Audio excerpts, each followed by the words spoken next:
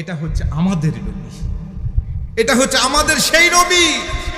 আমাদের একজন পাইগাম্বার আছে, আমাদের একজন আল্লাহ আছে, আমাদের একটা কেবলা আছে, আমাদের একটা কিতাব আছে। সুবহানাল্লাহ বলেন।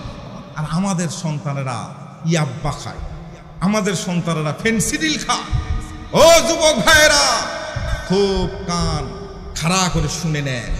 আপনি গাঞ্জা খান, আপনি ইয়াব্বা খান, আপনি বড়ি খান, আপনি ইনজেকশন ব্যবহার করেন, খোঁজ খবর নিয়ে দেখেন এই মসজিদের কমিটির সঙ্গে আপনার নানা জড়িত, আপনার দাদা জড়িত, আপনার বড় ভাই এই মসজিদের হয়তো সভাপতি, সেক্রেটারি, কেউ না কেউ দায়িত্ব পালন করছে।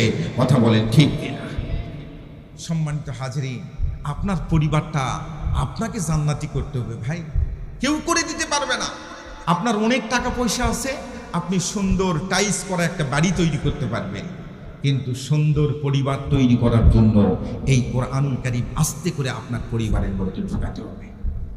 কোরআনুল কারীম যদি না ঢুকাতে পারেন, টাকা দিয়ে টাইলস করা আপনি বাথরুম, টয়লেট, সিঁড়ি সব কিছু তৈরি করতে পারবেন, ঝকঝক তকতক একটা বাড়ি তৈরি করতে পারবেন। টাকা থাকলে বাড়ি তৈরি হয়, কিন্তু কোরআনুল কারীম যদি না থাকে ওই পরিবারটা কখনো সুন্দর হয় না। বাড়ি সুন্দর আর পরিবার সুন্দর এক কথা নয়।